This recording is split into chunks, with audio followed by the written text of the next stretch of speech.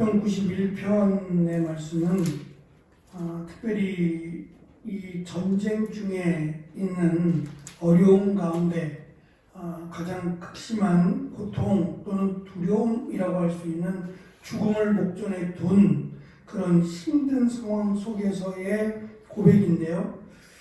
이 시의 특징은 세 사람의 목소리가 세 개의 목소리가 들린다라고 하는 점입니다. 먼저는 시인의 목소리가 들려져서 시인의 고백 또는 시인의 기도가 들려지고 9절부터 13절까지는 증인이라고 해야 될 것입니다. 하나님이 나와 함께 하셨다라고 말하는 증인의 목소리가 나오고 마지막 14절부터 16절에는 하나님의 목소리가 나옵니다. 그래서 결국은 시편 88편에서 어찌하여 주의 얼굴을 내게서 숨기시나이까에 대한 질문과 89편에서 영원히 주의 얼굴을 숨기시나이까 라고 하는 이 질문에 대한 답을 91편에서 하는 것으로 보입니다. 하나님은 숨지 않으신다는 거죠. 숨지 않고 오히려 하나님은 하나님을 사랑하는 자, 14절에 있는 것처럼 하나님을 사랑하는 자 그리고 내 이름을 아는 자에게 피난처가 되어 주신다, 숨는 곳을 제공해 주신다라고 하는 답을 91편에서 제공을 합니다. 2절에서 우리 성경은 하나님은 나의 피난처요, 나의 요새요, 나의 의뢰하는 하나님이라 라고 기록하고 있는데요. 이 의뢰하다라고 하는 말은 조금 번역에 아쉬움을 남깁니다. 의뢰하는 게 아니라 하나님을 믿고 신뢰하다라고 하는 뜻을 가진 단어입니다.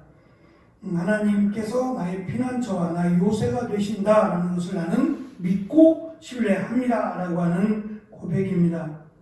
3절부터 8절에서 이스라엘을 대표하는 시인은 마치 자신의 상태가 사냥꾼이 쳐놓은 올무와 또는 극한 연병이라고 소개하는 전쟁으로 인한 폐허 상태에 놓여 있음을, 그리고 이 전쟁이 언제 끝날지 모르는 죽음이 목도에 있는 그런 처참한 상태임을 고백합니다. 그러한 상태 속에서 하나님이 어디 계시는가, 하나님은 나와 함께하지 않으시는가에 대한 자신의 질문이기보다는 이스라엘 백성들의 질문을 지금 고백하고 있습니다. 9절에서 이 사람이 바뀌죠. 말하는 사람이 바뀌어서 하나님이 과거에 나에게 피난처가 되어 주셨고 나를 도우셨다라고 하는 증언을 그가 합니다. 그래서 10절로 13절에서 그는 이렇게 말합니다. 사자와 독사를 밟으며 젊은 사자와 뱀을 발로 눌렀다라고 하는 과거의 고백입니다. 그렇게 나를 인도하셨던 하나님이 지금도 함께 하실 것이다 라고 하는 설명을 사실은 내면에서 하는 거죠. 내면에서 증언자라고 하는 과거 이스라엘의 역사를 통해서 다시금 답을 하고 있습니다.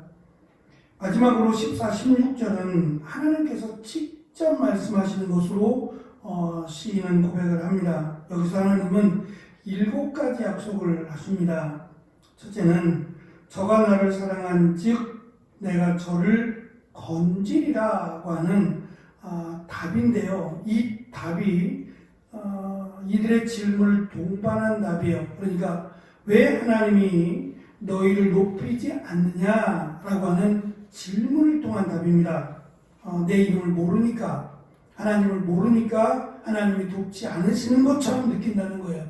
분명히 하나님은 도우시는데 왜 돕지 않으신다고 생각하느냐? 하나님을 모르기 때문이라는 거예요. 하나님을 알면 이것도 지금 전쟁 가운데 또는 버려진 것 같고 또는 고난 가운데 극심한 어려움에 처한 이것도 하나님이 도우시는 건데 세상 사람들이 보는 것처럼 자기에게 유익이 되고 자기를 이롭게 하면 돕는다 생각하고 자기에게 어려움이 오거나 또는 피할 수 없는 절박함에 놓이게 되면 하나님이 나를 버렸다라고 생각하는 그 생각 자체가 어리석은 생각일 뿐만 아니라 하나님을 모르기 때문에 하는 생각이다 라고 하는 내용입니다.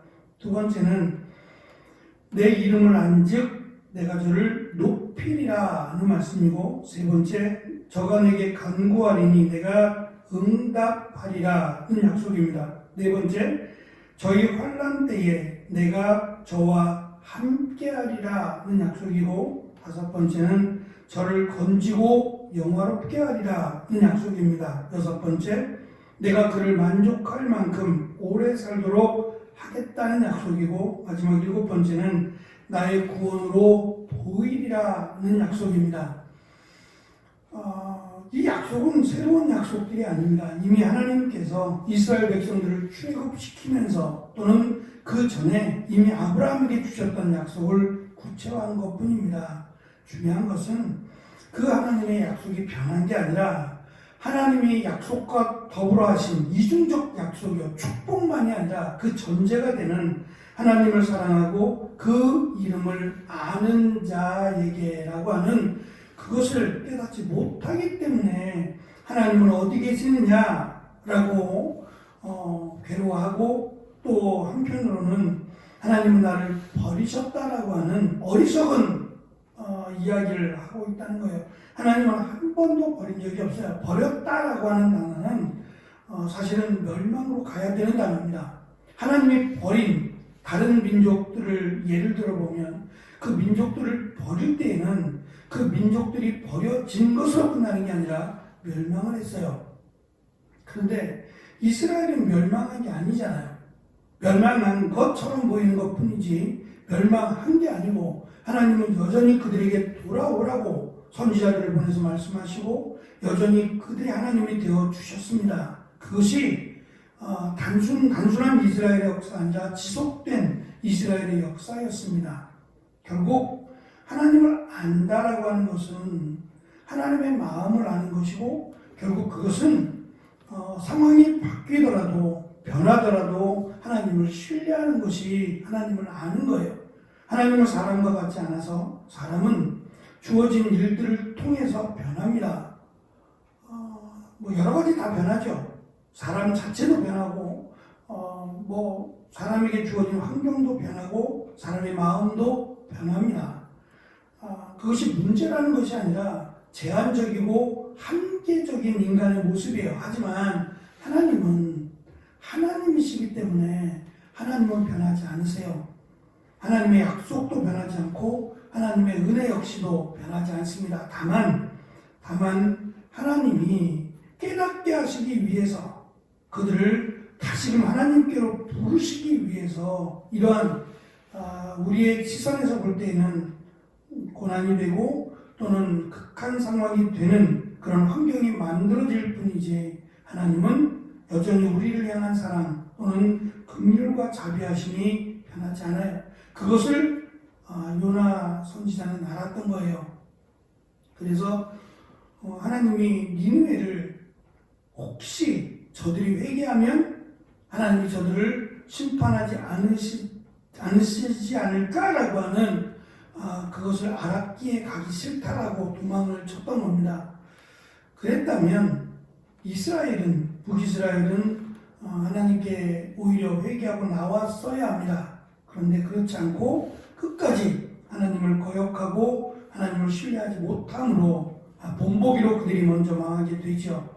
결국 이 시인의 세 가지의 목소리를 통해서 하는 고백은 이스라엘 백성들에게 하나님은 숨지 않으신다는 거예요. 어디에도 하나님은 계실 뿐만 아니라 하나님을 찾고 하나님을 믿고 신뢰하는 자에게 하나님이 되어주신다라고 하는 것을 가르치고 권면하는 노래라고 할 수 있을 겁니다.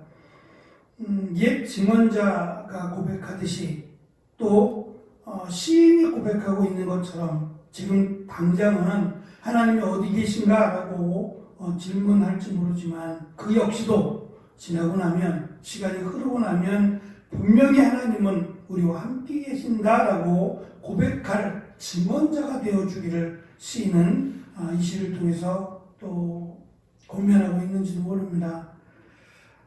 그렇게 믿음의 증언자로 살아갔으면 좋겠습니다. 언제나 우리의 삶이 하나님을 고백할 수 있는 시간이 흘러도 고백할 수 있는 더 멋진 믿음의 그 연소가 있기를 바랍니다. 오늘 이제 제가 노예를 가입하게 되는 노예를 하는 날입니다.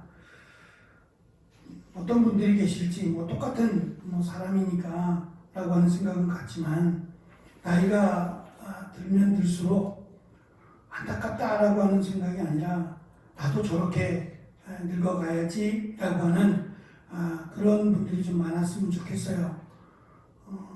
30년 또는 그 이상의 목회를 하면 그 3, 40년의 그 인생의 기록들이 이런 증언의 기록이 되어야 되지 않을까요? 그런 아쉬움이 남습니다. 또 저도 그렇게 후배들에게 믿음의 증언을 할 수 있는 그런 누구에게나 주어진 시간이니까 그 시간으로 남기를 바랍니다. 시인은 그가 누군지는 알 수 없지만 그가 이 시를 통해서 고백하고자 한 믿음의 증언이란 하나님은 숨지 않으신다는 거예요. 그리고 오히려 신실한 자에게 숨을 곳을 피할 곳을 제공해 주신다. 중요한 것은 하나님을 아는 것이다 라고 하는 이 귀한 고백입니다. 하나님을 아는 만큼 우리의 믿음은 성장합니다. 우리 교회가 잘하는 교회잖아요. 잘하려면 하나님을 알아야 잘합니다. 하나님을 아는 만큼 믿음이 성장하고 하나님을 아는 만큼 우리의 신앙이 더 잘하게 되기 때문이죠.